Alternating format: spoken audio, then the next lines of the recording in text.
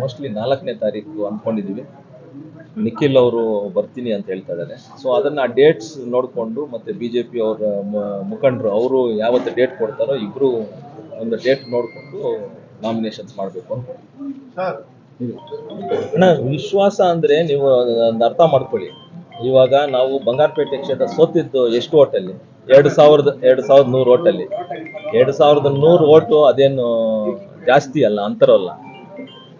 ಎಲ್ಲೋ ಒಂದು ಕಡೆ ನಮ್ದು ಮಿಸ್ಟೇಕ್ ಆಗಿದೆಯೋ ಏನಾಗಿದೆಯೋ ನಮ್ಗೆ ಗೊತ್ತಿಲ್ಲ ಅಂತೂ ಒಂದು ಡಿಫೀಟ್ ಅಂತ ನಾವು ಅಕ್ಸೆಪ್ಟ್ ಮಾಡ್ತೀವಿ. ಬಟ್ ನಾವು ಅದು ಬಿಟ್ಟು 3 ಕ್ಷೇತ್ರದಲ್ಲಿ ನಮ್ಮ MLAಗಳಿದ್ದಾರೆ.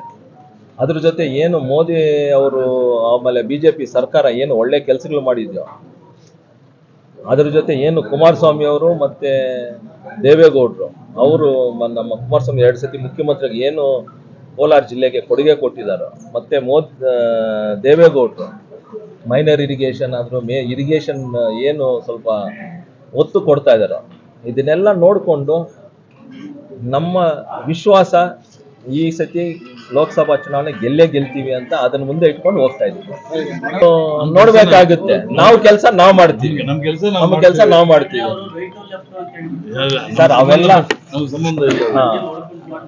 ಸರ್ ಅದೆಲ್ಲ ಅದೇ ಅಣ್ಣ ಹೇಳ್ದಂಗೆ ನಾವು ಅದ್ರ ತಲೆ ಕೆಡಿಸ್ಕೊಳ್ಳಲ್ಲ. ನಮ್ಮ ಕೆಲಸ ನಾವು ಮಾಡ್ತೀವಿ. ಅವ್ರ ಕಡೆಯಿಂದ ಸಹಾಯ ಬರುತ್ತೆ ಅಂದ್ರೆ ಎಕ್ಸೆಪ್ಟ್ ಮಾಡ್ತೀವಿ.